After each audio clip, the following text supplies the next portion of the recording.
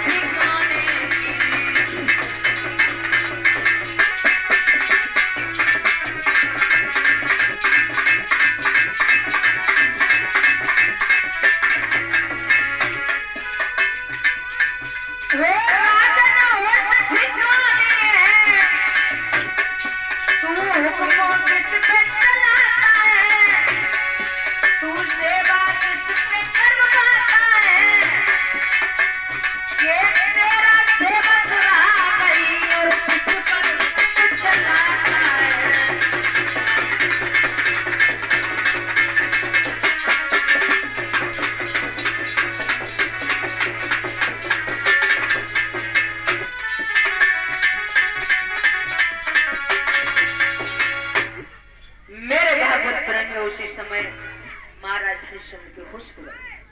कहने लगे मैं समझ नहीं पाई मेरे साथ में ये क्या हो रहा है। उसी समय हरिश्चंद्र जैसे ही अपने महलों में गए, कहा कि महाराज मैं समझ नहीं पाई मेरे साथ में ये क्या चाल खेले हो आप। अब सोच रहे हैं कि संत ने 60 भार सोना भी मांगा है और मेरे पास में कुछ है भी नहीं, भला मैं कहां से दूं। अपनी रानी के पास पहुंचे, कहा कि रानी एक द्वारे पर एक संत आया है, अगर संत मेरे दरवाजे से अगर ऐसा ही लौट गया तो मेरी बहुत बड़ी बेइज्जती होगी। मैं अपनी बेइज्जती को सहन नहीं कर सकता हूं, अगर हमारी बेइज्जती होगी तो मैं अपनी मौत कर लूं।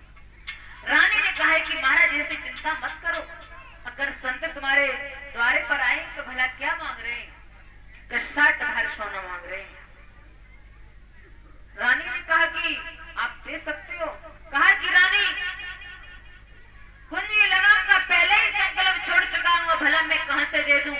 रानी के भी होश बिगड़ गए, कहने लगी महाराज आप चिंता मत करो, आप चिंता मत करो।